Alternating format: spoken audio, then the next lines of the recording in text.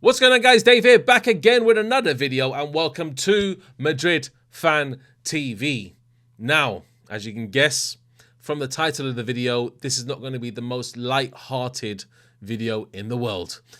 This is 5 reasons why Ancelotti should be sacked as manager for Real Madrid. Now, also throughout the video, I'm going to give you the 5 reasons, but an in-depth explanation as to why each of those points count towards Carlo Ancelotti. And at the end, I'm going to be giving my standout candidates to replace him. And you know what? These standout candidates, I will tell you what right now, they'll do a better job at the current time. So let's get straight into the video. The first point is lack of tactical innovation. Now, as we know, Ancelotti is a very stubborn manager and will very rarely divert away from his tactics.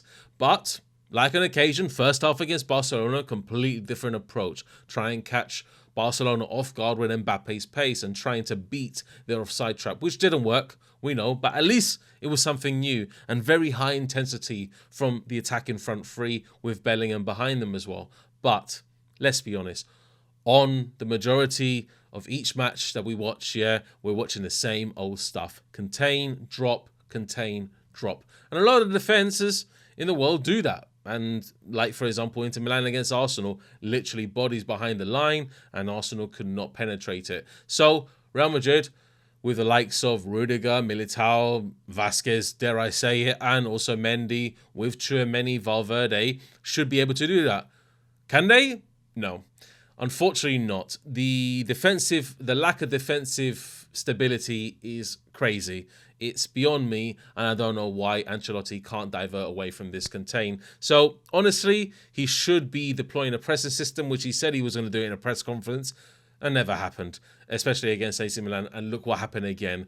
Vasquez dropping off Rafael so many times and literally getting caught so many times. It's very, very, very tiring to watch. And we're constantly getting caught in transition, and it's not a good look. So that's pretty much one of them. And point number 2 is defensive fragility. Now, obviously, apart from the contain system that we deploy, look, we have problems in defense because I don't see Tchouaméni as that holding midfielder. I don't see it. Yeah, it's a lack of defensive midfielders and a lack of screening the back four as well. Because Rudiger and Militao, yeah, they're decent. They're very decent. And we rely on them many times to get ourselves out of sticky situations. But, come on, when Carvajal got injured, we had to obviously put Vasquez there. And nobody wants to see Vasquez there. So, and Mendy on the other side is no different. Sometimes he just switches off as well. On several matches, AC Milan, he was decent, but the majority of the matches, I don't actually like his output. So there's many problems actually that we can attribute the style of play, especially when trying to work the ball out of the back and trying to play that possession football. We're going to have problems with the likes of Vasquez, and we need a very solid defender, especially if Saliba is in the talk, obviously, of the town and Perez wants to sign him on in the summer, then, yeah, please do so, because I don't see Militao as a guy who can pass the ball convincingly out the back. Yeah, he delivered one great pass out, in AC Milan. But that's about it. Sometimes he just also switches off and sometimes he loses track of his thoughts. Same as Rudiger.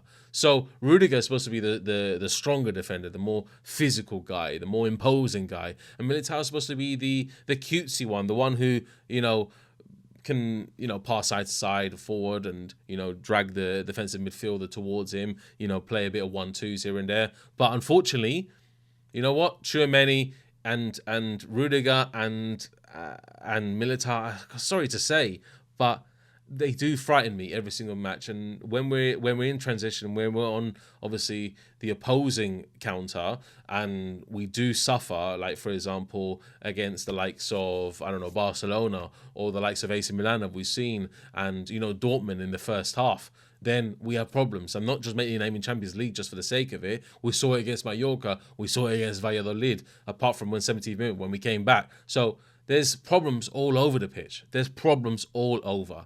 And when we're in transition, when we're against the opposing team, they actually they suffer badly, the defensive back line. So we need to really think of that. The next point is dependency of individual brilliance. Now, what can I say about this? We rely solely, pretty much, let's be honest, on Vinny, Bellingham to perform. If one of those two don't perform, we're done. Let's be honest, yeah? Because Vinny, our main star guy, if he's off, the whole team is off somehow, yeah? Because we looked against Dortmund. Perfect example. First half, team completely off. Vinny turns up in the second half, and suddenly the whole team's ticking, yeah? Bellingham, at the beginning of last season, completely running the show by himself, coming up with clutch goals. Vinny, last year, Champions League, exactly the same thing. So when we're looking here and we're completely evaluating how the team performs as a whole, if one of those two players don't play, then they're done, including Rodrigo as well. I would put Rodrigo in there because Rodrigo's a player that gives us impact in that final third. And with the inclusion of Mbappe, it has, you know what, cut out the chemistry between all the front four. I would say Bellingham in that front, obviously, four as well. And it's just caused an instability. So is it individual brilliance that we need, or is it a team unit that we need? And at the moment, it's a team performance that we need because we're not coming up with the results either. And we're struggling to get past teams that we should get past easily. So dependence of individual brilliance, it needs to be cut out. And we need to work cohesively as a team, because one player suffers, the whole team suffer. The next is a lack of a regista, defensive playmaker, whatever you want to call it, yeah? Since Kroos left, we have suffered big time in the midfield. You can see it. The control is not there.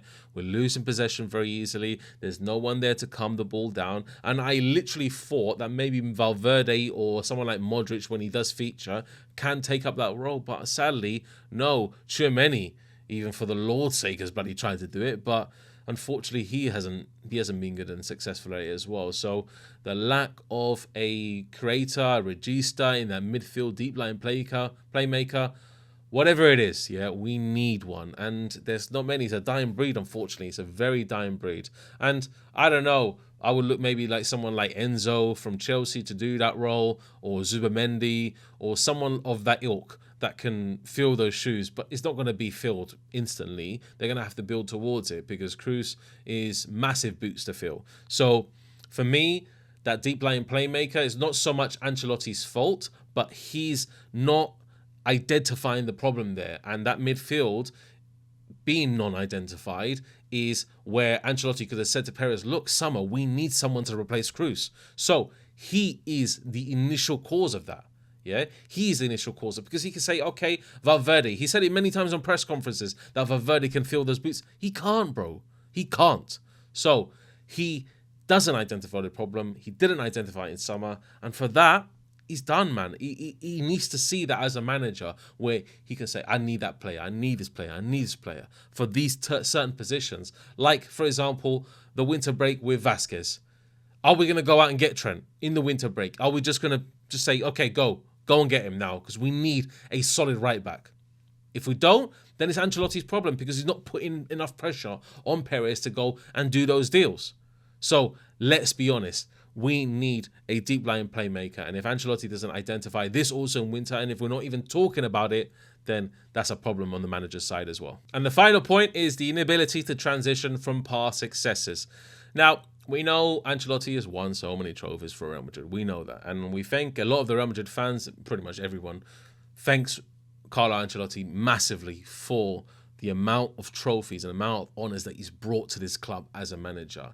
And he will always be a great manager. But a modern manager?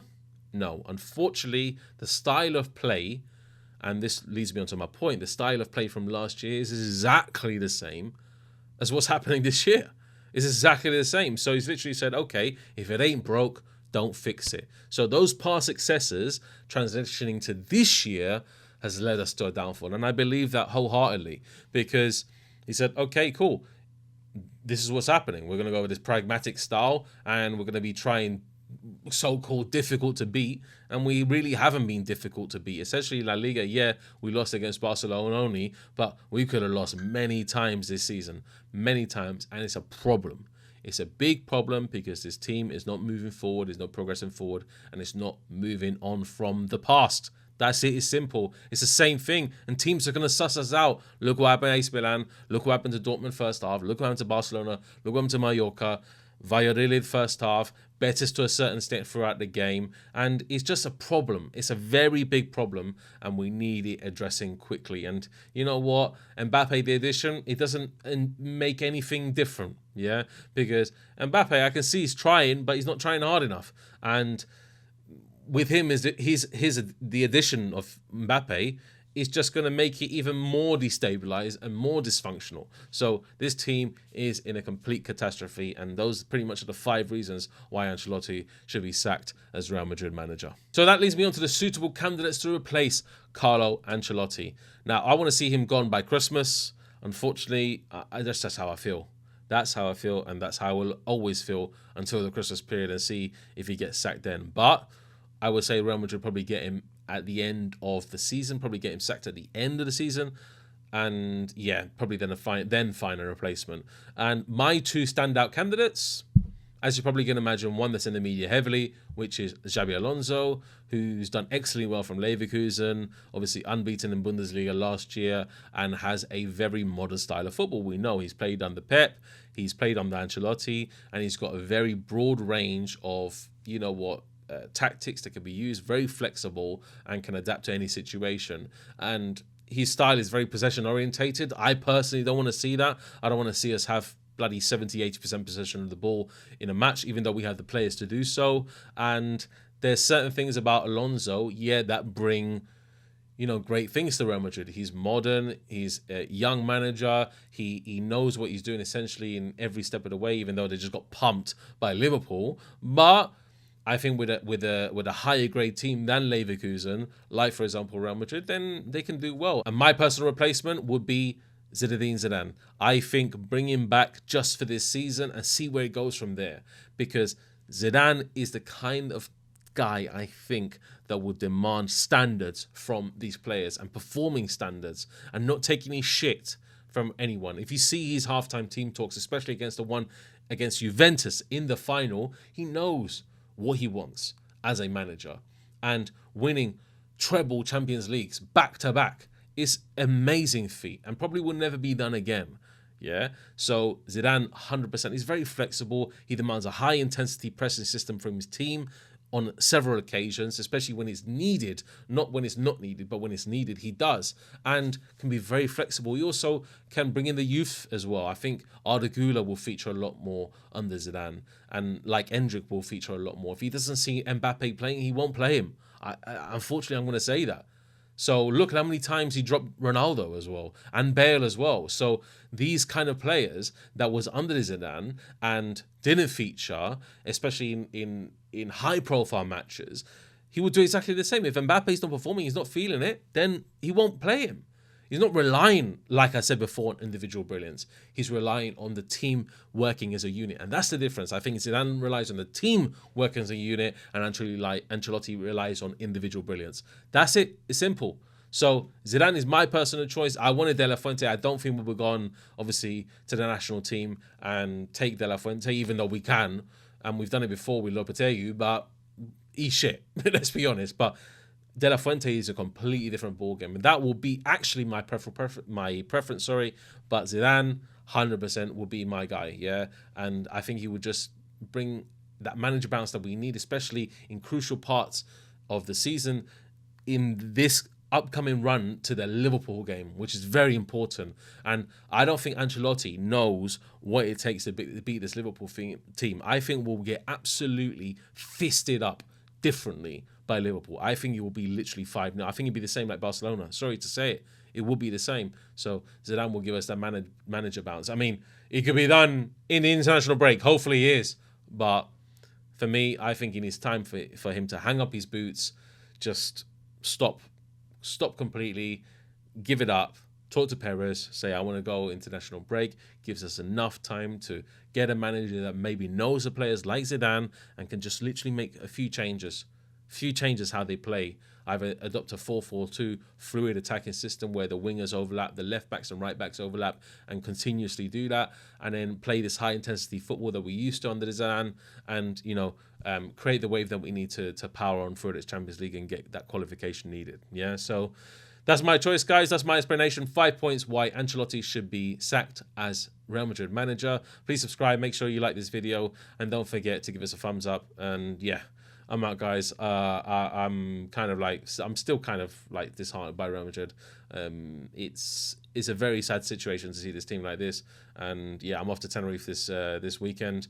Hopefully, I can relax, be on the beach during the international break, and just forget about Real Madrid completely. Although, being in Tenerife, you will see Real Madrid flags everywhere. So I probably won't be able to forget about it, but we'll see you next time, guys. Hello, Madrid. Take care and peace.